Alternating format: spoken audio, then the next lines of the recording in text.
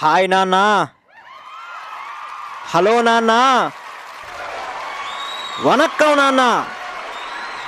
90 వేసినట్టున్నాడు సైకోసాలి గారు. నిజంగా నాన్నగారి తిట్లు ఒక వ్యసనం. దీనమ్మ ఒక్కసారి అలవాటు పడితే కష్టం సచ్చేదాకా ఇంకో 10 జన్మలు ఎత్తినా సరే ఆ తిట్లే తినాలనుకుంటాం. మరేంటో అంతే, కొందరు కొడుకులు అంతే. నాన్న చేత తిట్టించుకోవడమే కానీ పొగిడించుకోవడం ఉండదు. నేను ఒకరోజు పాన్ షాప్ దగ్గర ఊపిరి పీల్చుకుంటున్నాను. నన్ను ఒక ఫ్రెండ్ అడిగాడు, ఏంట్రా మీ నాన్న ఎప్పుడు ఫ్యామిలీ రెస్పాన్సిబిలిటీస్ అంటాడు, ఇంకేం ఆలోచించడా అని.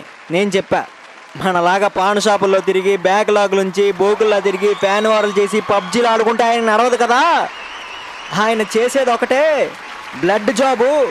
ఆయన రక్తాన్ని చెమటగా మార్చి ఆ చెమటని జాబుగా మార్చి ఆ శాలరీని మా అందరికీ అందించి ఆయనకి పుట్టిన పాపానికి ఆయన కష్టపడి చెమటోటి సంపాదించిన 10 లక్షల డొనేషన్ ఫీజు కట్టి ఈ బోకు గాని బీటెక్ చదివించిన మహానుభావుడు